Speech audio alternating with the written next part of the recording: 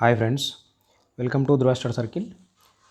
మనం daily current అఫైర్స్లో భాగంగా ఈరోజు మార్చ్ 7th కరెంట్ అఫైర్స్ చూస్తాం.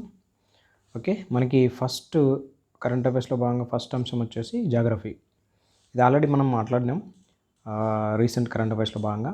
మజులీ మాస్క్, ఈ మజులీ మాస్క్ అనేది మనకి అస్సాం యొక్క జిఐ ట్యాగ్ రావడం జరిగింది. అస్సాం స్టేట్ నుంచి మజులీ మాస్క్ అని చెప్పేసి.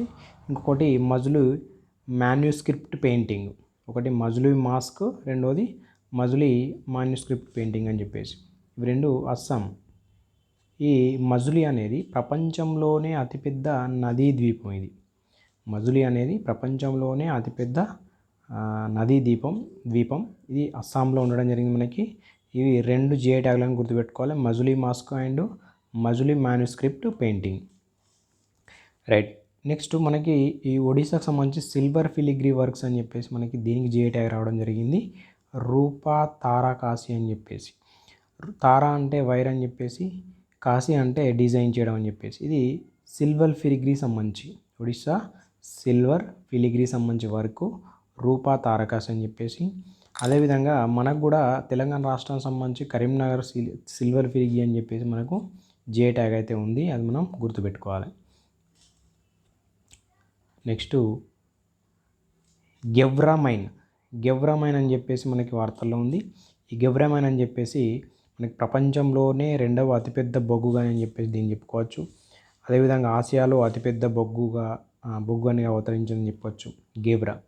ఇది మనకి SECL యొక్క ఫ్లాగ్షిప్ ప్రాజెక్టు. ఈ SECL అనేది మనకి సౌత్ ఈస్టర్న్ కోల్ఫీల్డ్ లిమిటెడ్ అని చెప్పేసి పిలుస్తాం. సౌత్ ఈస్టర్న్ కోల్ఫీల్డ్ లిమిటెడ్ మనకు ఛత్తీస్గఢ్ కోర్బా జిల్లా ఇంపార్టెంట్ గుర్తుపెట్టుకోవాలి మనం. గెవ్రా మైన్ అనేది కోర్బా జిల్లా, ఛత్తీస్గఢ్. మనకి ఇది ఆసియాలోనే అతిపెద్ద బొగ్గుగాని అవతరించడం జరిగింది. అదేవిధంగా మనకు ప్రపంచంలోనే రెండవ అతిపెద్ద బొగ్గుగాని అని చెప్పేసి చెప్పుకుంటాం. మరి ఫస్ట్ది ఏది అంటే యుఎస్లో ఉన్న నార్త్ యాంటెలోప్. ప్రపంచంలో అతిపెద్ద బొగ్గు గని ఏదంటే యుఎస్లో ఉన్న నార్త్ యాంటెలోప్. ఈ మన గెవ్రా మైన్ అనేది మనకి ప్రపంచంలో రెండవ అతిపెద్ద బొగ్గు గని అని చెప్పేసి చెప్పుకుంటాం. ఆసియాలో అయితే అతిపెద్దది. ఛత్తీస్గఢ్ కోర్బా జిల్లాను గుర్తుపెట్టుకోవాలి. దీని ఉత్పత్తి సామర్థ్యం అంటే మనకి 52.5 మిలియన్ టన్నుల నుంచి 70 మిలియన్ టన్నులకు మనకు పెంచుకోవడానికి ఏమైందంటే పర్యావరణం అనుమతి పొందింది. ఈ ministry of environment, forest, climate change అని చెప్పేసి అంటుకుంటాం కదా. పర్యావరణ అనుమతి పొందింది. 52 మిలియన్ టన్నుల నుంచి 70 మిలియన్ టన్నులు పెంచుకోవడానికి పర్యావరణ అనుమతి అయితే వచ్చింది. ఇది మనకి గెవ్రా మైన్ గురించి. ఈ మరి SECL అనేది మనకి భారతదేశంలో అత్యధిక బొగ్గు ఉత్పత్తి చేసే కంపెనీ ఏదంటే భారతదేశంలో SECL అని చెప్పేసి గుర్తుపెట్టుకోవాలి. SECL అంటే మనకి సౌత్ ఈస్టర్న్ కోల్ఫీల్డ్ లిమిటెడ్ అని చెప్పేసి. ఇది మనకు మామూలుగా ఛత్తీస్గఢ్ అండ్ మధ్యప్రదేశ్లో భాగంగా ఉంటుంది. మియావాకి పద్ధతి ఉపయోగించి ప్లాంటేషన్ చేపడుతుంది. మియావాకి పద్ధతి అంటే మనకి తక్కువ ప్లేస్లో ఎక్కువ ప్లాంటేషన్ చేయడం, దీన్ని మనం మియావాకి పద్ధతి అని చెప్పేసి చెప్పుకుంటాం. ఇది మజులీ మాస్క్ ఒకటి జిఐ ట్యాగ్ అస్సాం, రెండోది గెవ్రా మైన్ ఛత్తీస్గఢ్ కోర్బా జిల్లా. ఇది ప్రపంచంలోనే రెండవ అతిపెద్ద బొగ్గు అని, ఆసియాలో అతిపెద్దది. నెక్స్ట్ మనకు ఈ SECL అని చెప్పేసి వార్తల్లో ఉంది కదా. SECL అనేది మనకి south eastern coalfield limited.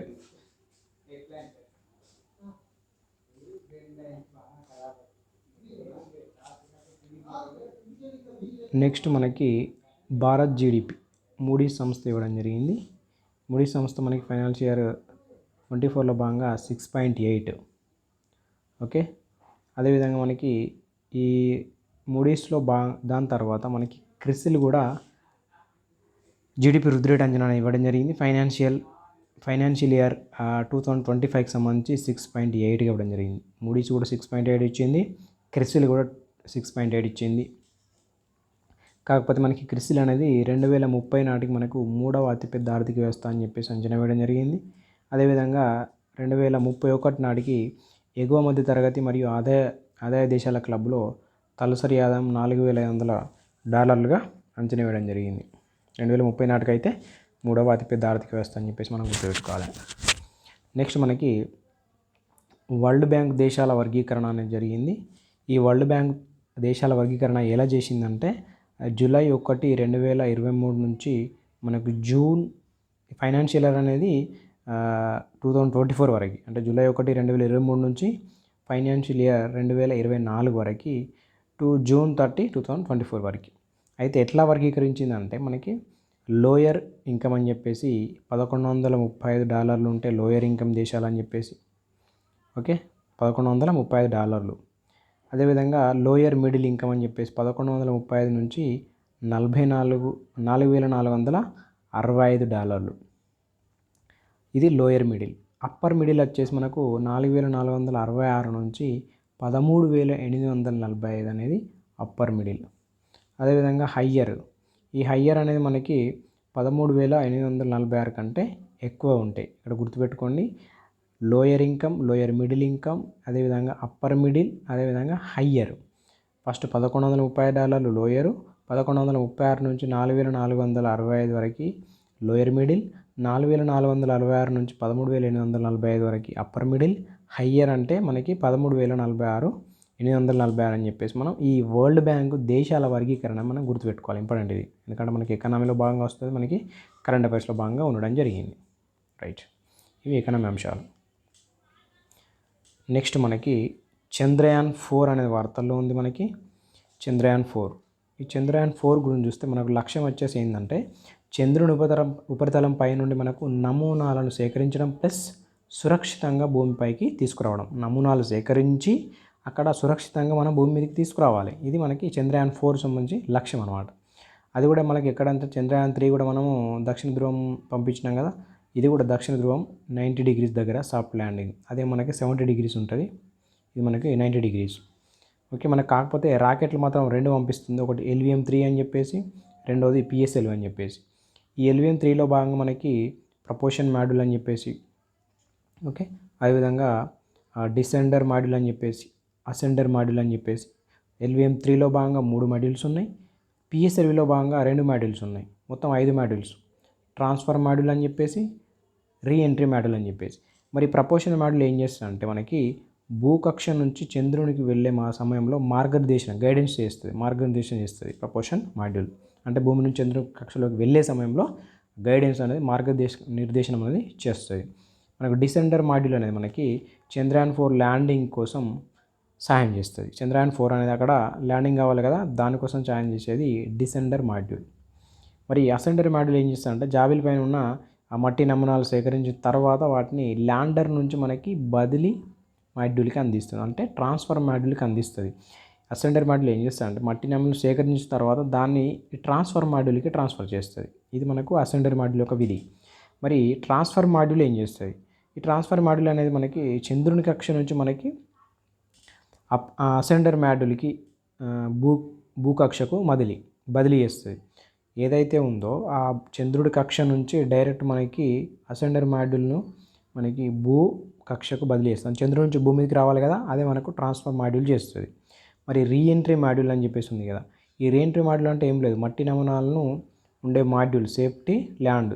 Direct మనకు రీఎంట్రీ అనేది తిరిగి రావడం, సేఫ్టీ ల్యాండింగ్ అనేది కావడం. మట్టి నమూనాలు ఉండే మాడ్యూల్ అనేది సేఫ్టీ ల్యాండింగ్ కావడం. ఇవి మనకు 5 మాడ్యూల్ గుర్తుపెట్టుకోవాలి. LVM-3లో 3 ఉన్నాయి, PM, DM, AM అని చెప్పేసి. PSLVలో బాగా 2 ఉన్నాయి, TM and RM, transfer module, reentry module. ఇది అయితే ఈ ఒక మిషన్ కోసం మనకు 2 ర్యాకెట్స్ ఉపయోగించడం అనేది ఫస్ట్ టైం అనమాట. ఓకే, ఒకే మిషన్లో భాగంగా 2 ర్యాకెట్లు ఉపయోగించడం అనేది ఫస్ట్ టైము. ఇది మనం గుర్తుపెట్టుకోవాలి. దీని జీవితకాలం వచ్చేసి మనకు 7 లూనార్ డేస్. ఒక లూనార్ డే అంటే మనకు 14 రోజులు కదా, అట్లా 7 లూనార్ డేలు ఈక్వల్ టు మనకి 98 అప్రాక్స్ 100 అని చెప్పేసి మనం గుర్తుపెట్టుకోవాలి దీని యొక్క జీవితకాలం. ఓకే, ఇది మనకు చంద్రయాన్ 4 గురించి కంప్లీట్గా ఇన్ఫర్మేషన్ మనకు వార్తల్లో ఉంది. నెక్స్ట్ మనకు స్పేస్ అంశం వచ్చేసి చంద్రునిపై అణువిద్యుత్ కేంద్రం అంట ఈ 2035 లోపు ఏర్పాటు రష్యా ప్లస్ చైనా అనేది సంయుక్తంగా చేస్తుంది. ఇది చంద్రునిపై అణువిద్యుత్ కేంద్రం.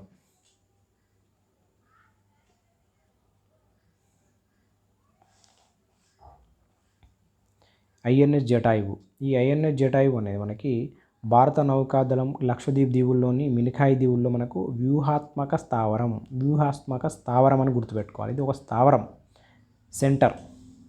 ఓకే, భారత నౌకాదళం లక్షద్వీప్ దీవుల్లోని మినికాయ్ దీవుల్లో మనకి ఒక వ్యూహాత్మక స్థావరం ఐఎన్ఎస్ జటాయు అనేది.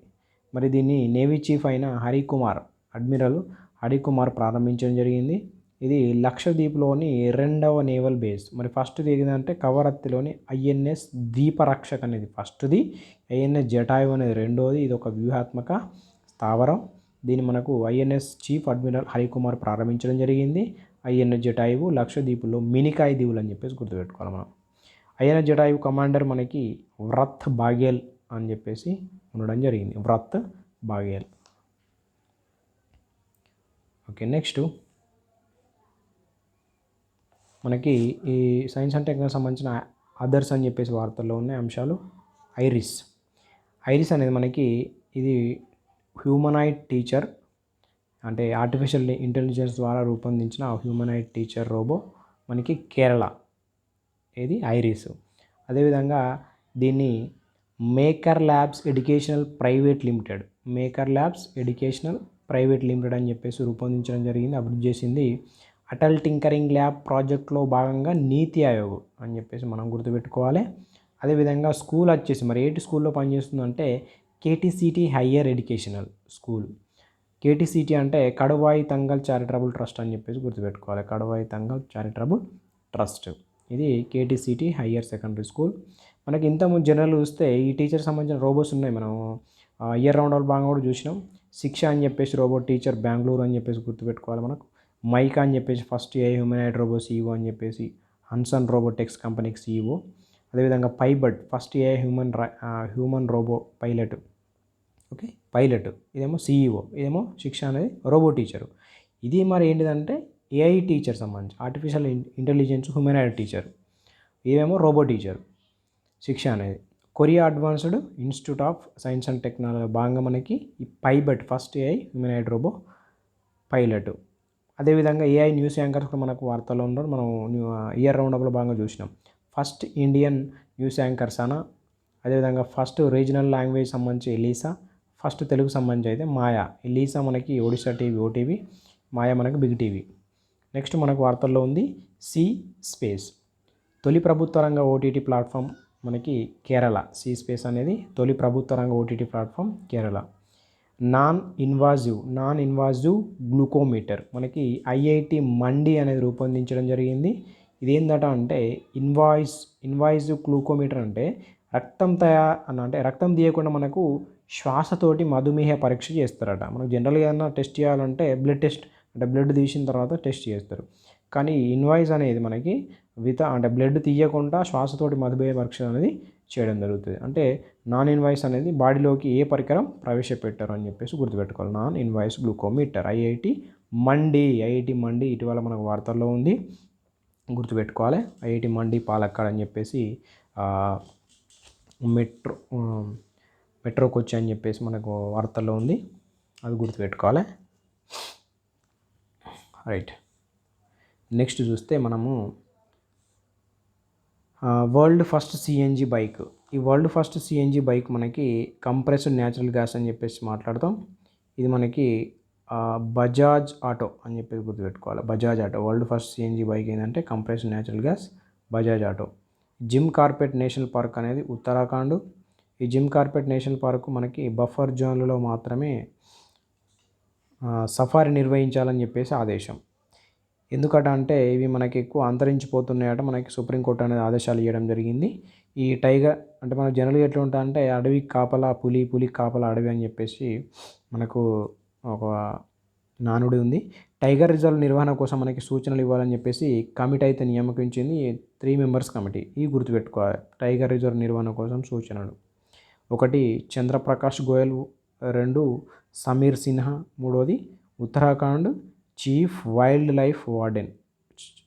చంద్రప్రకాష్ గోయల్, సమీర్ సిన్హా ఉత్తరాఖండ్ సంబంధించి చీఫ్ వైల్డ్ లైఫ్ వార్డెన్ అని చెప్పేసి. మరి జిమ్ కార్బెట్ గురించి చూస్తే మనకు దేశంలో మొదటి నేషనల్ పార్కు. అదేవిధంగా ప్రాజెక్ట్ టైగర్లో భాగంగా ఫస్ట్ పార్క్ అనేది 1. అదేవిధంగా ఫస్ట్ నేమ్ వచ్చేసి మనకు హేలీ నేషనల్ పార్క్ 1936 అని చెప్పేసి గుర్తుపెట్టుకోవాలి. హేని నేషనల్ పార్క్ జిమ్ కార్బెట్ సంబంధించి మనకు వార్తల్లో ఉంది, ఉత్తరాఖండ్. ఓకేనా, దీనికి సంబంధించి ఒక కమిటీ అయితే నియామకించాను. ఎందుకోసం అంటే టైగర్ రిజర్వ్ నిర్వహణ కోసం సూచన చేయడానికి. ఓకే, నెక్స్ట్ మనకి ఈ కిసాన్ ఉపాధి నిధి. ఈ కిసాన్ ఉపాధి నిధి అనేది మనకి